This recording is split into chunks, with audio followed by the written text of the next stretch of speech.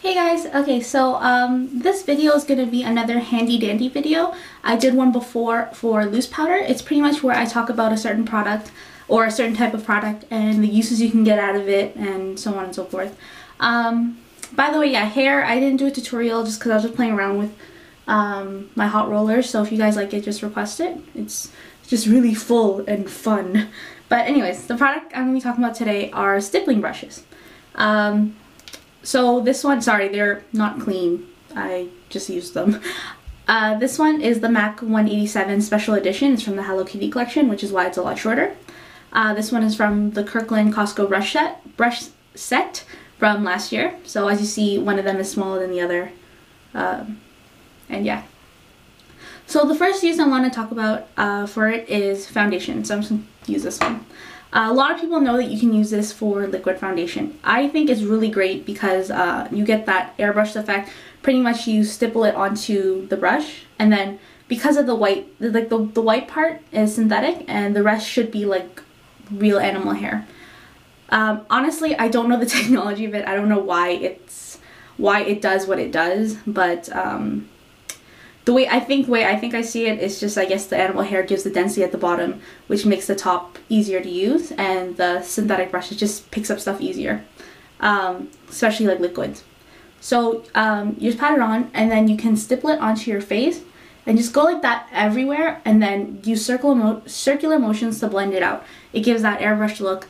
This is the main, like, stippling brushes are the main brushes I used when I started liquid foundation. I still use this. Like, I use a lot of different foundation brushes, but when I'm in a rush, I will always go back to this one because I find it just a lot easier than using like these kind of brushes or like a 109 or those flat kabukis. So one great way is liquid foundation.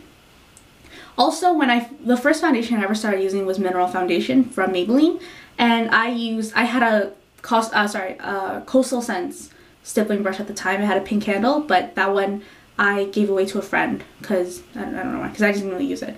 And I actually used that for mineral foundation because I don't think it gave the best coverage as if using a kabuki brush, but I think it was nice. Like, you know, I stippled it into the cap and I applied it, and then I did the same circular motions. I think it worked great. So it's great for using powders and liquid foundation. Although for mineral, I do recommend a kabuki brush. But say if you have a brush like this, those are the type of foundations you can use. You can also use it with powder. Just like the great way for using it for powder is if you want that kind of light-handed look. Sorry, I need an example. Like, a lot of people use stippling brushes for their blush. Kind of like a pressed powder blush, because it gives a great light hand to it. Because when using a thicker brush, it puts on more, like, it concentrates on one spot. Like when you use like a thicker brush like this, when you apply it, it'll apply more on one spot, then you gotta buff it out. Whereas a stippling brush, when you put it on, you pat it on and you distribute it out. I'm already wearing blush, so I don't want to put on too much because I'm going out. And you apply to where you need it, and then you buff it in. So I love using this for blush, especially if you're using a strong blush and you don't want to put on too much. So I love using that, but actually I tend to use my smaller one. So this can be like a dupe for the 188, sort of. It's a little bit too big for that, but yeah, it's great for blush. It's also great for cream blushes as well. I have a cream blush here. It's the Cream Blend blushes, and so yeah, you do the same thing. You pat it to get that light hand, and then you stipple it on and you do the same thing. It's just for cream blushes. They're more pigmented, I would have to say, and you have to work with it really quickly. That's the liquid one. Sorry, so when you pat it on, you don't want to concentrate it too much on one spot, so you want to make sure you just distribute it and then blend it out. So stippling brushes are also great for cream blushes.